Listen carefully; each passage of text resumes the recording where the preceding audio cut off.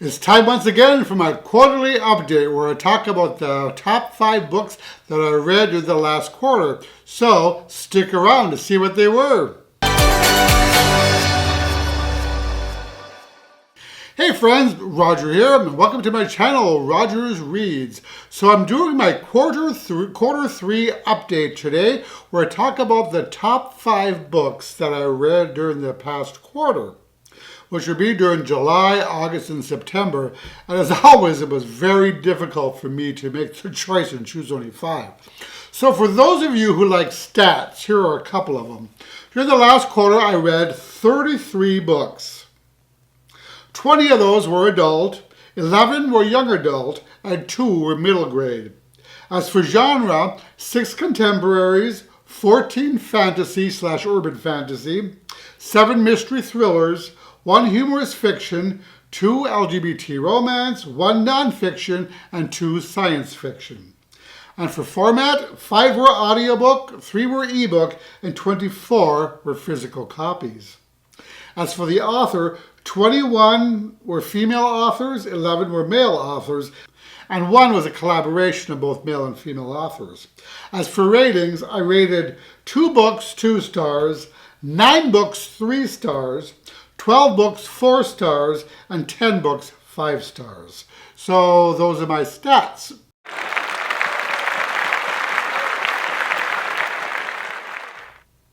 So let's get on to the books. So the first book on the list is Lock Every Door, written by Riley Sager. So this is a psychological thriller and a jaw-dropping mystery that follows a young woman named Jules Larson who lands the gig of a lifetime, apartment sitting at the prestigious and mysterious Bartholomew Apartments, a hoity-toity, snitty, snotty Gothic home for the rich and fabulous. And she's offered a huge salary. So she soon begins to hear odd noises at night, and another sitter named Ingrid, whom she befriends, tells her that the Bartholomew has some dark and hidden secrets and that the building is beginning to frighten her. So then Ingrid goes missing, and Jules starts to wonder whether there really is something strange going on at the Bartholomew, especially after she learns that Ingrid is not the first apartment sitter to go missing. So she investigates, but there are those, including other tenants, who don't want her to figure out what's going on. So yeah, this is a super twisty book with one surprise after another, and there's really no way I could have predicted the shocking reveal at the end. It was positively bone-chilling, and this ended up being quite an addictive read. So the next book that made my top 5 list was entitled Turn of the Key by Ruth Ware. So this is a Gothic-style thriller about a nannying position that has gone terribly, terribly wrong. So the story is told in an epistolary format through letters and follows a young, potentially murderous nanny named Rowan Kane, who is writing to an attorney named Mr. Wrexham, I think his name was, from prison in the hopes that he will represent her.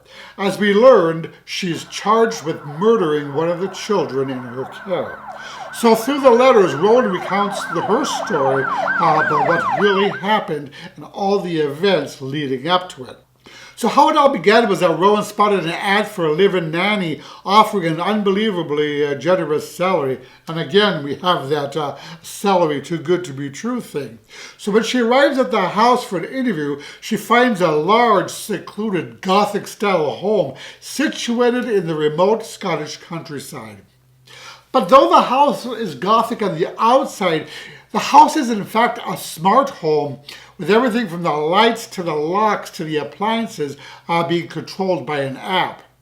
The house is also supposedly haunted, which is blamed for several nannies leaving during the past year, some taken off in the middle of the night.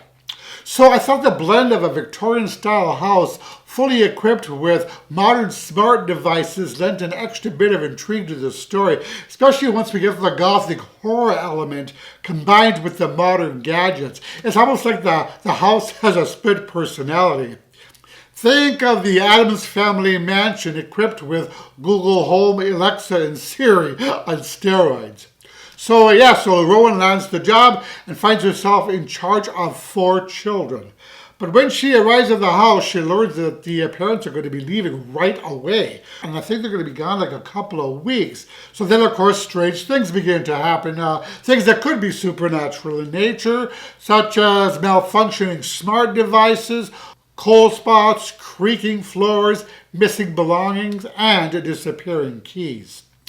So there was quite a desperate and claustrophobic feeling to this story as Rowan struggled to understand the smart home's various controls, panels and switches and apps while being completely cut off from the rest of the world. And of course, the creepy things that are going on as well. So this is quite an unnerving and unsettling story that certainly set my heart racing many times as I white-knuckled my way through the harrowing events. I thought that the author, Ruth Ware here, did a masterful job of layering on the twisty intrigue and mysteries until I was almost frantically turning the pages, impatient to find out what in the hell was going on. So I ended up giving this book 5 stars. The next book that made my top 5 list was entitled The Whisper Man, written by Alex North. So the story takes place in the town of Featherback, where 20 years earlier, a serial killer dubbed the Whisper Man was abducted after having murdered 5 young boys. He was eventually caught and locked in prison.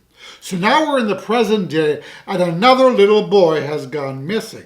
But what's troubling is that the crime bears a shocking resemblance to the Whisper Man's crimes of 20 years ago. So the inspector on the case, Detective Pete Willis, the one who arrested the Whisper Man 20 years ago, has always suspected that the Whisper Man may have had an accomplice but could never prove anything.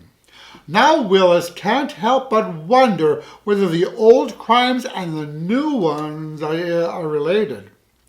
So the story also revolves around Tom Kennedy, a grieving widower, and his 7-year-old son Jake, who recently moved into town and into a new house. So then Jake begins to act up and claims to hear whispering outside his window. And Jake also has an imaginary friend who tells him details about the Whisper Man, details that only the police should know. So I found Whisper Man to be an intense, heart-in-your-throat psychological thriller with a huge creep factor and an utterly chilling villain. It's dark and twisty and fills you with an ever-growing sense of menace as the story progresses. And this is another one of those addictive reads for me that I couldn't put down. And also, of course, a 5-star. The next book that I want to talk about is entitled Where the Crawdad Sings by Delia Owens.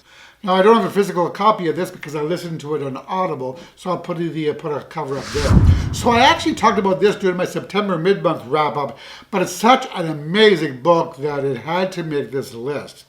So the story takes place during the 50s and 60s and follows a misunderstood girl named Kaya Clark, who is also known as the Marsh Girl, and is abandoned first by her mother, then by all her siblings, and finally by her drunken and abusive father, leaving her to pretty much fend for herself alone out in the marsh, without assistance from anyone.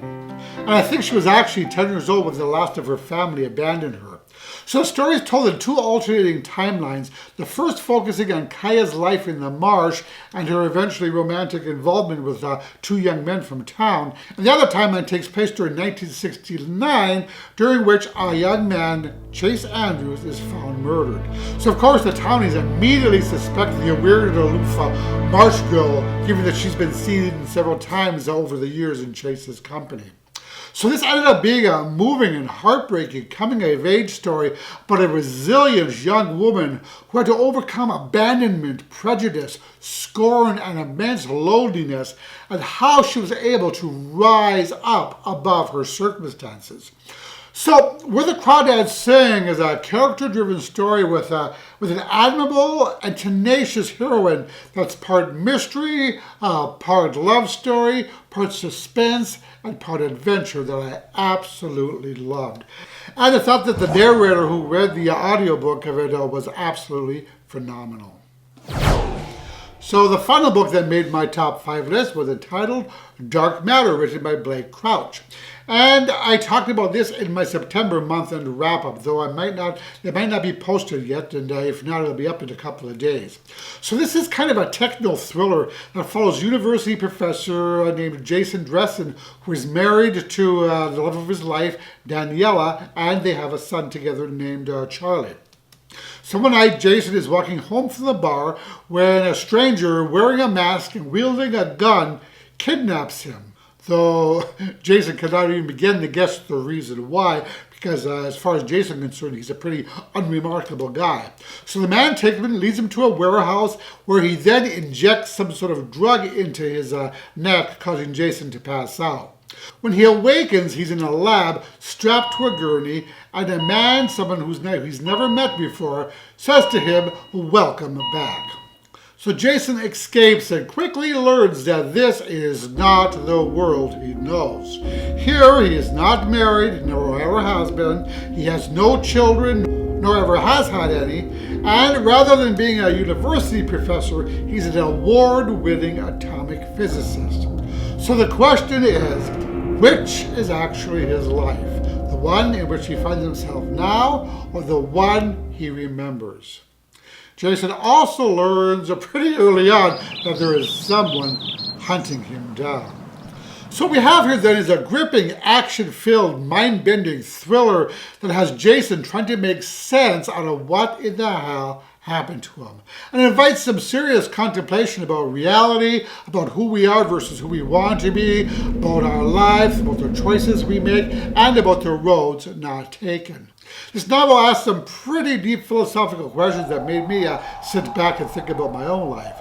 So yeah, Dark Matter, a super twisty and zigzaggy book with unexpected twists and revelations lurking around every turn. It's clever, mind-bending, and a whirlwind of a read. And of course I ended up giving this 5 stars. So did you like this video? If so, please click the like button below, as that really helps my channel out. And that is it for this video and my Q3 wrap-up, or my Q3 list of my top 5 favorites. So I will talk to you all in the next video. Roger it out!